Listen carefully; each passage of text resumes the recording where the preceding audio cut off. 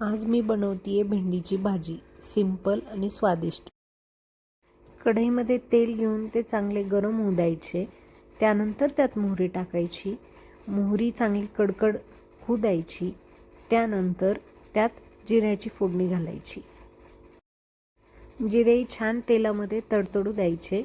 त्यानंतर आपण यासाठी बारीक केलेला लसूण तो यामध्ये टाकायचा। तो लालसर होईपर्यंत भेंडी टाकायची नाही। लसूण थोडा तेलामध्ये लालसर होऊ द्यायचा आहे। जसं इथे तुम्ही बघताय तो अजून तळतोय, तोपर्यंत त्यात भेंडी घालायची नाही। एकदा त्याला थोडासा लालसर रंग आला की त्यात भेंडी टाकायची। त्यात भेंडी टाकून ती छानपैकी 3-4 मिनिट परतू द्यायची।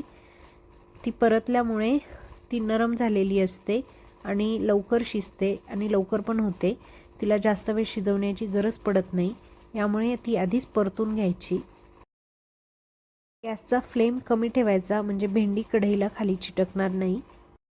त्यांना हवी असेल ते यामध्ये थोडीशी हळद घालू शकतात, मी यात घातलेली नाहीये।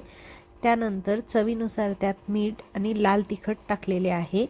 तुम्हाला गरजेनुसार जेवढे तिखट हवे असेल तुम्ही तेवढे टाकू शकता। त्यानंतर हे सर्व व्यवस्थित मिक्स करून घ्यायचं आणि परत 2-3 मिनिट भेंडी चांगली परतू द्यायची, जेणेकरून तिची टेस्ट छान लागते।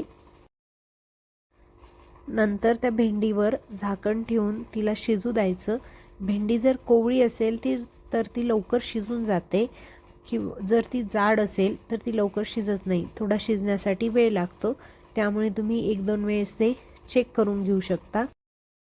शेवटी त्यात कोथिंबीर घालायची।